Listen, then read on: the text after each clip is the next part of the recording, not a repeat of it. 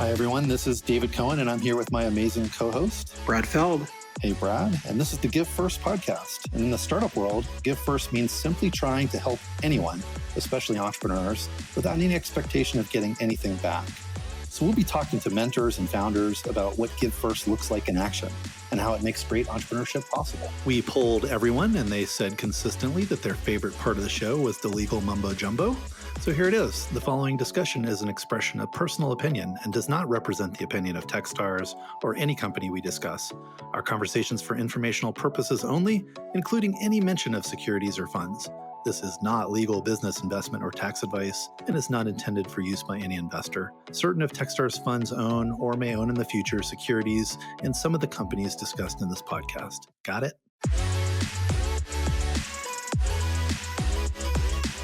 Well, if it isn't our old friend and my co-host Brad Feld coming out of hibernation. Brad, good to talk to you. How you doing? You're waking up.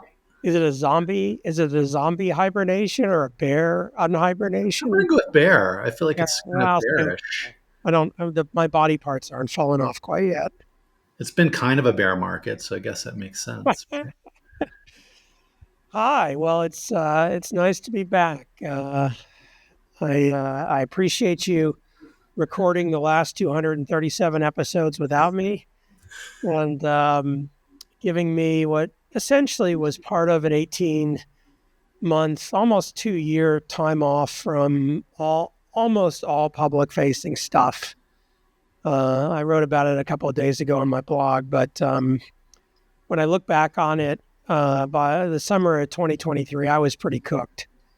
And, I was still working on plenty of stuff, deeply involved in all the different companies that I support. But I just didn't have any energy anymore for any of the public-facing stuff that I'd been doing for 20 or so years, the writing, the podcasts, the in-person stuff, video stuff. I was just kind of done. And so you were gracious to carry on this podcast without me, even though while I was in hibernation, you and I talked a lot. A lot happened. I had my own little form of hibernation where, for 4 years I was doing the chairman thing. And then it's been almost a year now since I've been back as CEO and kind of brought back the recommitments, as you and I have been calling them. It's fun to come out of hibernation, right? Hopefully we both had a nice little rest and have a lot of energy for everything now. I don't know. Have you talked publicly about the 3 recommitments yet? My team, our team internally at Techstars, they're very sick of hearing about it. And certainly some of our partners and certainly portfolio companies have heard about it. I don't think we've talked, super out loud about it. So yeah, maybe I'll share quickly what they are. When I came back, I said to you guys, and we talked as a board and, that I would come back and really felt energized to do it. But that there were 3 things that are really important to me, and that became the 3 recommitments, which is kind of the thing I talk about way too much inside the company. But what they are is, number one, just recommitting that we're here to help founders succeed. I mean, the founder is our customer. It's the reason we wake up in the morning and go to work, and really orienting everything we do around helping the founder succeed. That's sort of the big one. Second is near and dear to your heart. Which is embracing startup communities. I feel like Techstars was really built by partnering with startup communities and, the mentors, the alumni, the folks around the program felt ownership and some element of, deep involvement and pride around the accelerators that we ran and the community programs that we ran around the world and still run. And I think we lost touch with that a little bit, and it really started to lean back into embracing those startup communities that we're a part of and operate in. And third is really just, bigger isn't better, better is better, right? Like trying to really separate in people's minds that bigger doesn't mean better. It could, but it's a different thing. And we really need to focus on being better every day, better for founders and better for the startup communities that we're a part of. So those are the 3 that I've been harping on. Yeah. As you know, I fully embrace all 3. When you say better is better, not bigger is better. I feel like Walt Winchell, our good friend for many years, is like sitting on your shoulder saying it, and we're hearing it. Like the idea that what we want to do is so fundamentally around helping founders succeed, doing it all over the world. This premise that I've had now for over 15 years that founders can exist anywhere, that entrepreneurship is a phenomenal force of good in the world. But, I use the word in the world, like across the world, engaging people in all geographies, at all levels, and all experiences. This notion of making it accessible to everyone is so powerful. And then, us really concentrating on being excellent. Like, it's not about how much we do, but about doing what we do really, really, really well. So it's been great to partner with you and stand one step behind you and support you as much as I can in that, especially in hibernation. And it's kind of fun to come out of hibernation for at least the summer. I don't know, if it'll be Labor Day or the month after Labor Day or longer. I'm sure I'll go back into hibernation at some point, but I'm sure you will. It's fun to be back in the mix with all this stuff. And it's, the one thing that stayed consistent is the name of this podcast, right? It's Give First. And, that has always been the core value of Techstars, and, not something that certainly we invented, but something that we try to live and really believe in, that I know we named this podcast after. But you also, towards the end of your hibernation, it sounds like there's a new book that you've been working on. Yeah, so there is a new book that's coming out. It's called Give First, and the subtitle is The Power of Mentorship. So I've really oriented it around this construct of mentorship. I don't know all the language history of everything anymore, and everybody makes up their own stories about who came up with what phrase when. But for my mental model, like this notion of a mentor-driven accelerator and the idea of mentorship in its contemporary language for startups really came out of a conversation that you and I had going back to about 2007. And, I very critically at the time separated mentorship and the idea of a mentor from an advisor, even back then. And, you and I, when we did the first Techstars program, we were really clear about what, we were looking for in the mentors and calling them mentors and engaging them with the founders in a very specific way. And so that was a powerful starting point for all, Techstars when it was a tiny little thing in the bunker in Boulder. And for those people that don't know the history, and what was that? That was a health club, right? Yeah, originally it was a department store, and they used to sell clothes in the basement of that building. It's the only tall building in Boulder. And by tall, I mean like 10 or 12 stories. And, it did become a health, like a workout gym. And I remember moving in there, and, we didn't have a lot of resources. We were a startup, and we laid down carpet over the, sort of black mat workout stuff that soaks up all the sweat from people working out over 20 years.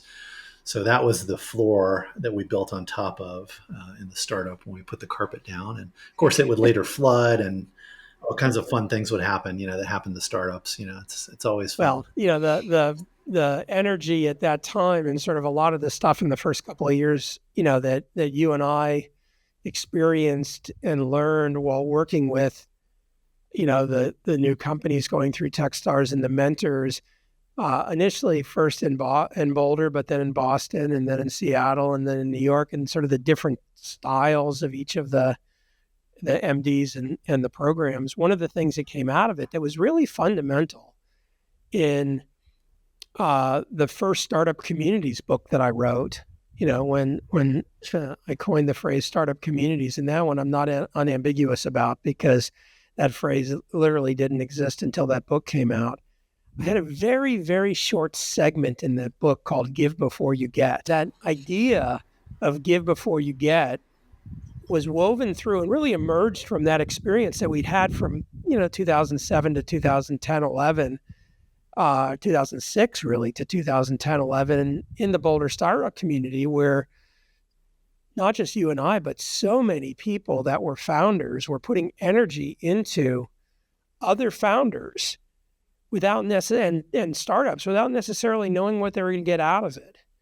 And I don't think anybody viewed it as philanthropy. I think everybody viewed it as, I'm putting energy into this thing, this system.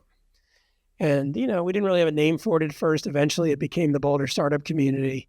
We're going to put energy into it. We don't know what we're going to get out of it. There's lots of different things that are going to come out of it for lots of different people in lots of different ways. We don't know what they are a priori. And we're not going to, define the energy through it. But again, it's not charity. We're not doing this for no reason. We expect to get something, but we don't know what we're going to get, in what form, in what magnitude, over what time frame, and where that's going to go, whether it's going to be something that as an individual, it comes to me specifically, or it accrues to an organization that I'm an investor in, or a nonprofit that I care about, or something happening in the community that I care about, or somebody that once did something for me that's now sort of in the mix. Like that was so foundational, but it was such a small concept at the time.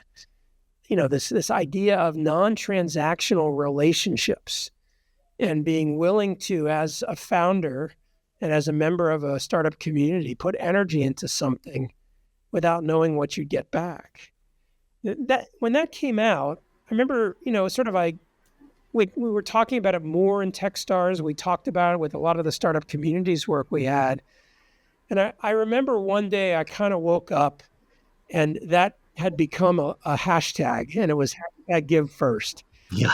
And maybe connect the dots from, there's so much stuff was going on at that point, and it was exciting and tons of energy. And I was all over the country all the time. And you were very, very busy with lots of different things.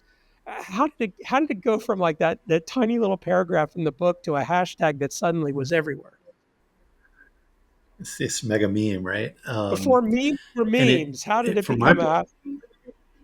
Yeah, from my perspective, we were just trying to live it because, you and I and Jared and David, founded the company. And I think that we all, we maybe called it different things, but we all sort of, tried to behave that way and had that value system. And you had been talking about it and writing about it a little bit.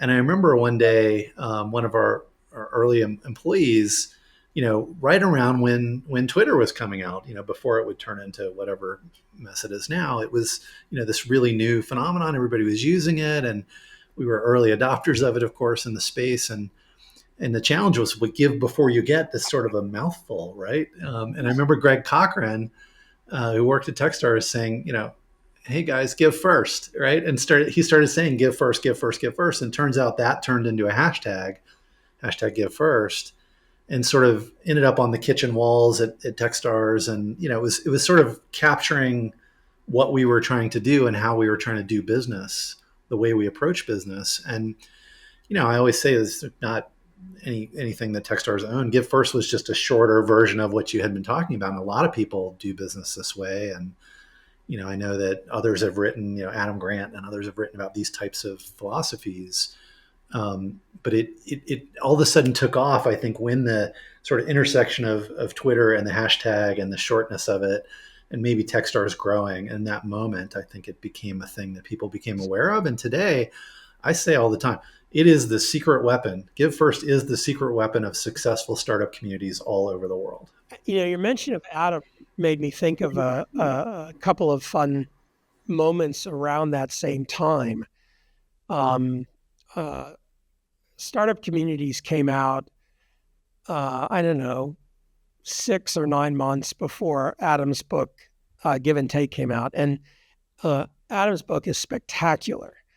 And I remember reading his book, and it starts off very early with a venture capitalist, long-time great guy named David Hornick, and using sort of David as an example of this approach and philosophy of giving before taking.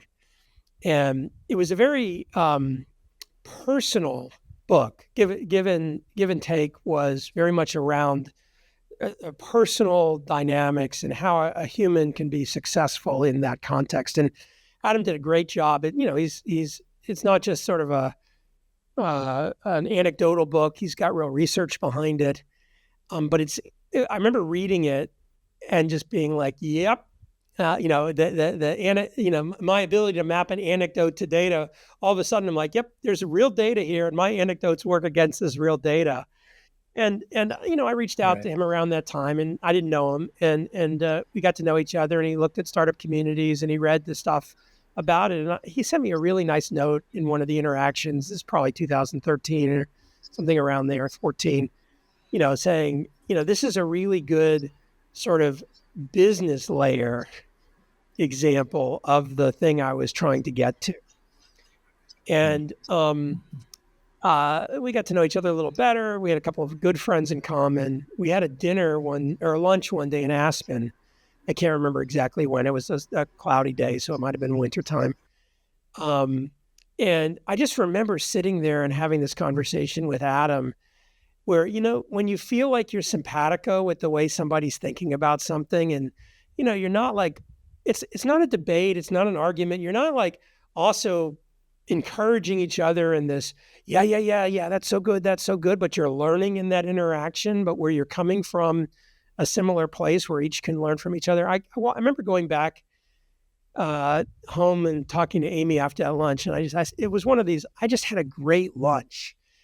And I don't have that many great lunches. I have a lot of good lunches in my life, right? But I don't have too many where I just come back and I'm like, that was just awesome. And I think when I think about it, like it reinforced for me something that's been continuous through this whole time. And the reason this book was important to me to write is it really is a foundational philosophy for how I try to live my life and how I try to show up and how I try to participate. And of course I screw up and I'm not 100% good and I don't always give first. And, I don't always incorporate all the things into my way of being. But it was the chance, writing the book was a chance to try to put together 15 years of the experiences into a short book. It's only 150 pages that then really builds off the core of something that is foundational to Techstars, which is what we've learned about mentorship and how mentorship works in an effective way to really help founders be successful. Yeah, it is so powerful I'm the beneficiary of your give first philosophy, right? Some people probably know the origin story. The super fast version of it is you had a random day meeting, we met and you got involved with Techstars and helped co-found it. That was just you giving first to the system, right? The startup community around Boulder. But, I think the writing you've done has always, sort of captured and allowed you to really think deeply about the things that have impacted you and cared about. And startup communities and the startup community way, that's now turned into a thing we're doing at Techstars. We're building startup community partnerships. We're announcing new places that Techstars is expanding into to help grow thriving startup communities, all based on the work that you did and Ian did with you. I feel like Give First is going to be another one, like venture deals, right? That so many people rely on, know about, and has really changed the awareness of how venture deals work in the venture capital industry. I hope Give First has that same kind of impact as a book, right? And we'll be able to explore it even more deeply here on the podcast. Hopefully we'll keep you out of hibernation. You'll maybe talk about some of the things that are in the book. I know you really based it on the Mentor Manifesto that we worked on many years ago as sort of a way to sort of show examples. But what will we expect in the book, and what we expect out of you, maybe here on the Give First podcast? Well, a couple things. I mean, it is kind of convenient that the podcast shares its name with the book by design, I think, originally in terms of the name of the podcast, as we were thinking about leveraging, and building on this idea and trying to provide examples for it. The book has a couple of parts to it. The first part the first part of the book, I just talk about what Give First is and how it works and how to think about it. And then there's a long sort of second part where in that second part, we deconstruct the Techstars Mentor Manifesto, which has 18 different items in it. And with each one of them, I do three things. One is I have an essay that starts that sort of talks about the concept that is that particular concept in the Techstars Mentor Manifesto, followed then by, in most cases, something that's memoir-ish from my world. A lot of those are Techstars memoirs, but some are not. Some are other memoirs. And then followed with another sort of essay tying some of the concepts together. And that's what there's in that part, there's 18 sections. And what I'm planning on doing is doing a podcast episode, some about Give First generally and some of the other concepts in the book, but one about each of the Mentor Manifesto topics. And for the ones that are Techstars related, I'm going to bring into the podcast Techstars people that are the people that were mentioned and highlighted the story there. And for the ones that aren't, I'm going to look for examples, and they could be from Techstars world or they could be from my world that sort of overlap, that reinforce, sort of how that worked. And these won't be like interviews, tell me about yourself, what's going on, et cetera. They're going to be very specific segments about how that aspect of the Techstars Mentor Manifesto helped their business and helped them as founders. So I'm going to, do that. I think it'll unfold over the summer. I don't think I have the energy to do one a week, but maybe, 2 a month. And so maybe 3 a month. We'll get through them in 4 or 5 months. So I'll be doing that. The other thing, of course, part of coming out of hibernation for me is being much more visible publicly around not just Techstars and Foundry, but some of the other things that I care about. And I think as an adjunct to things on the podcast, there's a lot of storytelling that didn't go into the book. There were a lot of things that I couldn't quite fit that were great examples of Give First, great examples of mentorship, specific activities where somebody got some benefit that they didn't expect that was completely like, wow, where did that come from? And it came from them having done something that was helpful to somebody else. A lot of them were 2 or 3 degrees of separation. So you have to actually do a little work to understand what the linkages are. And so we'll probably do a couple episodes of those, and I'm definitely going to write a fair amount of that. Some will show up on feld.com. Some will show up on the Techstars blog.